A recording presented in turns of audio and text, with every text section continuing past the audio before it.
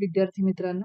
आज आपण पाहणार आहोत पाठ क्रमांक 14 ते जीवनदायी झाड. हे भारत सासने यांचा पाठ आहे. आपण त्याखालील स्वाध्याय पाहूया. कारणे लिहा. तर प्रश्न पहिला आहे कारणे लिहा मधला. लेखकाला लिंबाचे झाड जीवनदायी वाटते कारण शुष्क कोरडी जमीन व तापलेले घर यांच्या पार्श्वभूमीवर हे झाड लसलशीत हिरवेगार होते. पारव्याची जोडी लिंबाच्या झाडावर राहते कारण लिंबाच्या गर्द हिरव्या आश्चर्यात त्यांनी दिलासा शोधला होता. लेखकाला खिडकी लावून घ्यावी असे वाटले कारण खिडकी बाजूच्या लिंबाच्या झाडावर मधमाशांचे पोळे रचले जाऊ लागले होते. प्रश्न दुसरा, चौकटी पूर्ण करा. पाठात नाददर्शक शब्द दिलाय, कलकलाट, गजबजाट. पुढचा तिसरा प्रश्न आहे की लिंबाच्या झाडाला खालील वैशिष्ट्य कोणी कोणी प्राप्त करून दिली. तर पहिला आहे संगीतमय झाड, तर चिमण्या व इतर पक्षी. दुसरा आहे आश्चर्यदायी झाड, पशुपक्षी. आश्वासक झाड, सर्व प्राणी व माणसे. जीवनदायी झाड, तर फळे. प्रश्न चौथा आहे परसदार. या शब्दांपासून 4 अर्थपूर्ण शब्द तयार करा. पर, सदा, दास, दार, असे आणखी बरेच होते केले तर. ठीक आहे, पण 4 विचारलेत म्हणून मी 4च दिले. पुढे आहे 5वा प्रश्न. पाठात वर्णन आलेल्या 2 कुटुंबाची दिलेल्या मुद्द्यांच्या आधारे तुलना करा. त्यांनी दिले जोड इमारतीत राहणारी 2 कुटुंबे. मुद्दा कुटुंब क्रमांक 1 आणि कुटुंब क्रमांक 2. तर परसदार लिंबाचे झाड, गवताची काडीही नव्हती. दुसरं आहे माणसे, आनंदी व मुक्तपणे फळं घेणारी, उदास दुर्मुखलेली त्रस्त. पहिलं आहे स्त्रिया. तिसरं हळव्या स्वभावाची, सदा दागिने घालून बसलेली. पाणी, जमीन.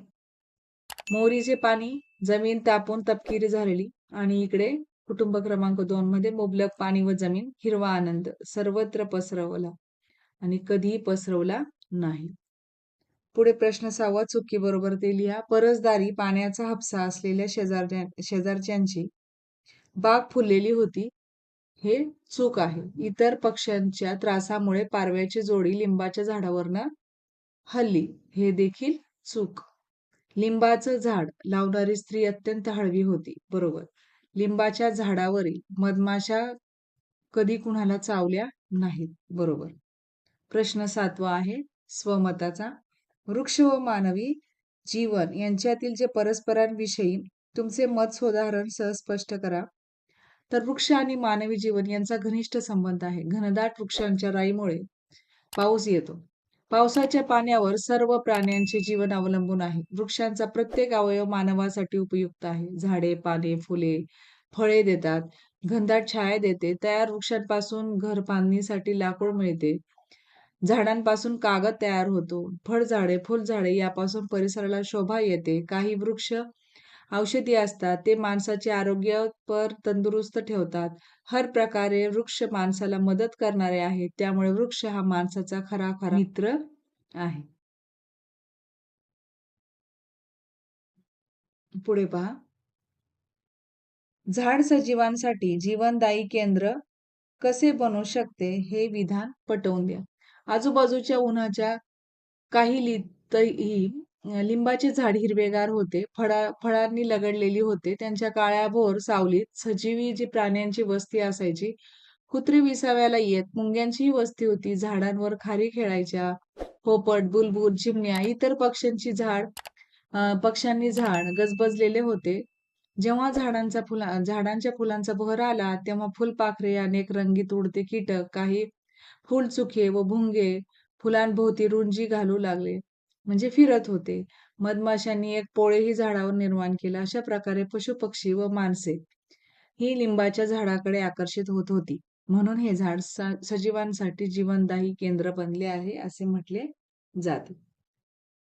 पुढे दिलेला आहे 8वा प्रश्न बघा, अभिव्यक्तीचा. की लेखकाच्या मुलाने पारव्यांच्या जोडीचा आश्रय त्यांचे घरटे वारंवार पाहिल्यामुळे पारव्यांचे जे जोडपे ते हळूहळू दिसेनासे झाले. ही घटना तुम्हाला काय सांगितले, म्हणजे स्पष्ट करा. काय समजलं बुवा त्याच्यात तुम्हाला? की लिंबाचे झाड भर उन्हात हिरवेगार असल्यामुळे पारव्यांच्या जोडीने त्यावर घरटे बांधले. त्यांनी थंड आश्रय शोधला होता.